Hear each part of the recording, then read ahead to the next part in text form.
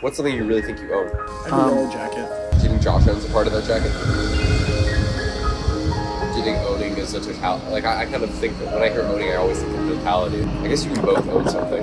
Well, if someone gives something to you as a gift, you kind of still own it. But that's weird because now that I think about it, the things that I own the most, I feel are things that have been gifted to me.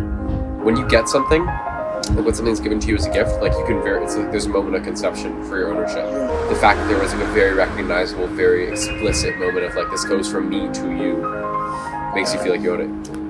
Or like notebooks or anything that you like really imbue yourself into, like Oh yeah, my journals. you Oh then my start God. to feel a lot of ownership over them. What do you feel like you really own? Maybe like my sadness. Other emotions like happiness, like I feel very a beautiful thing that you can kind of share happiness and like I think the empathy process of empathy with happiness is very different than the process of empathy with sadness. And like I think sadness is like, and one of the things I hate about sadness for me is that it feels incredibly solipsistic and super internal. Lonely can be a way to describe it, but like it's very hard to share. Sadness is isolating. I think the most isolating feeling is pain. Because it feels so visceral and intense. Yeah. And you have no way to describe it to anyone. When I was having my terrible toothache, it started when I was in San Francisco sleeping on the floor of my sister's tiny apartment. For like 2 days I couldn't sleep because there was just throbbing, constant pain in my tooth. And then I was in the airport about to take a plane back to Louisville. And I felt the most alone I could ever possibly feel. Because I just felt this like emotion that had taken me over completely. I couldn't think about anything else. And I had no way of expressing it to anyone. Pain inherently isolates you because it's so primal. Do you think you can own your memories? In most cases, like even if you could, which I don't know, it's best to share.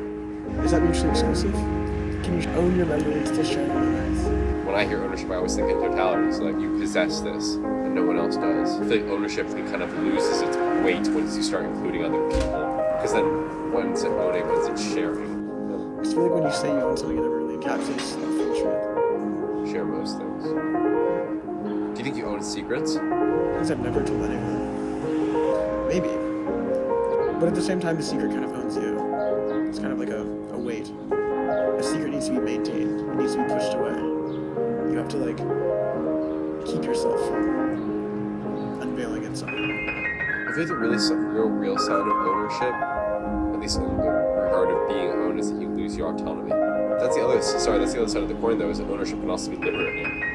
If I own a motorcycle, I can go places faster than you can by train. I can be more free. I can get up into the mountains. So there's a balance that you have to work to. It's a really interesting insurance thing. Let's go. How many of you are recording this conversation, by the way? Because I see two phones on the table. I feel like there's definitely audio going. I'm recording. I'm recording too. I knew it.